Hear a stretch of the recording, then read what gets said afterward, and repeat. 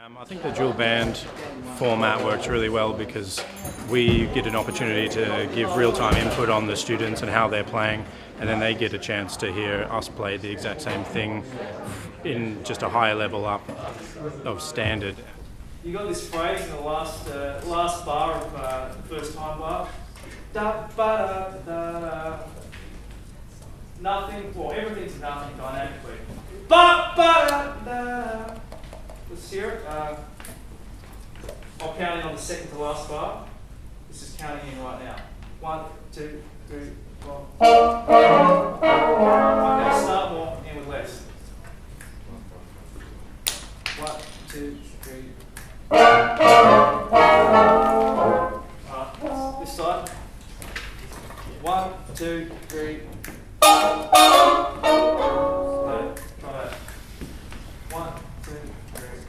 Well, look, for me, I think the big thing with these kind of sessions is that you're exposed to inspiration in that you've got a semi-pro band that's of a pretty good standard, if I don't mind saying so myself, and it's great to have that to aspire to as a young musician coming up. So without a doubt, inspiration is key, and these kind of workshops and just being around it, it offers a lot to young up-and-coming musicians. Today we went through a rhythm sheet, so we got a sheet of paper and it had just a rhythm on it, so we had to clap it or sing it.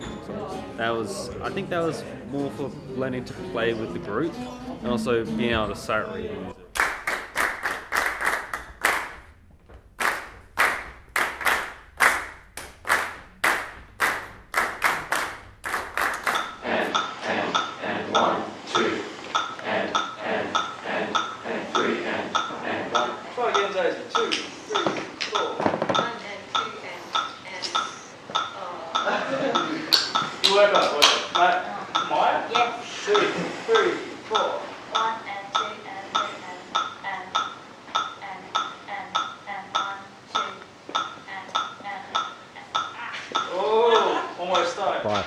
Listening live and actually seeing, nearly feeling how the better players can do things like that, and then actually talk to a better player about how you're doing it, what do you do to get that was really valuable.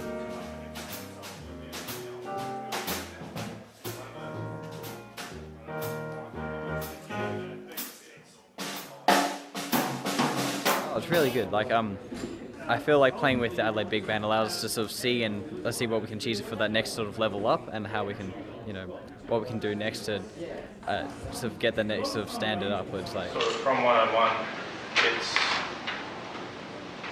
the way I listen to it. If you're familiar with the chart and what it sounds like, you want to be listening to all like the little individual moving parts. So what I heard a lot from when you guys were playing this section at 101, and just before that as well, there's little integral parts within the harmony that move, and when you can't hear them, it just kind of lacks a bit. So there was one of the key ones I heard was bar 107 and 8, where the brass are just holding long chords, except your altos, I think it's Alto Saxes and the lead trombone have this moving line, and if that gets lost, that's something that is lost in the chart. Where if you bring that out, it's something that it brings this extra dimension to the part just there.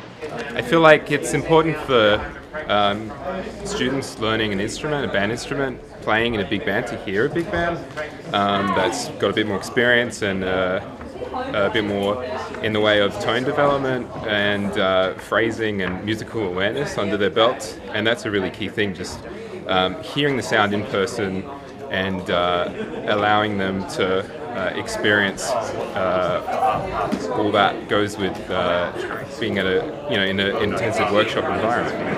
It's a good thing for sight reading as well. In your peripheral vision, you can see the contour of the line ahead, especially if you've got something like blowing 8th notes or 16th notes, and it's just sort of putting it into the back of your brain. You know what to expect in terms of where the register's going to be, not the notes. 1, 2, 3.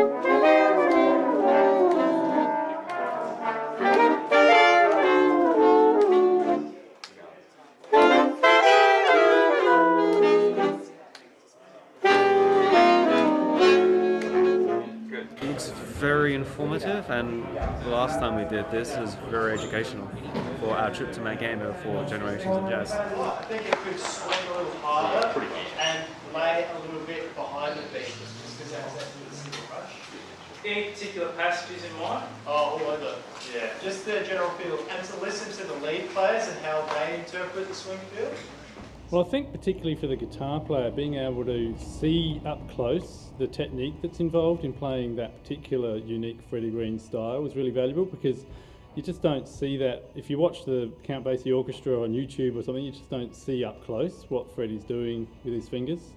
So I think having a chance to actually see really close the detail of the technique that's being used was really valuable. Cool.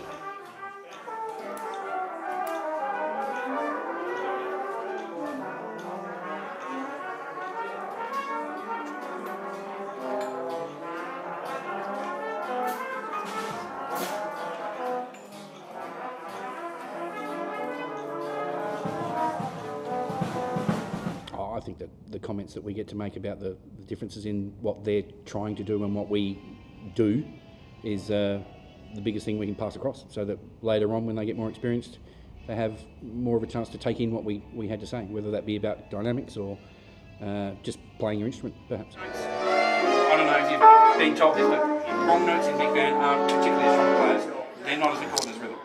Now, if you've got your rhythms right and you play wrong notes, no one will really notice the wrong notes. It's if you play a wrong note out of rhythm, everyone will notice it. So don't really worry about mispitching at the start of a phrase. It's very awkward. It happens to all of us. Just persevere. They're offering ideas all the time to work with people here at the front. It's a really good time to come and have fun and learn some things about jazz.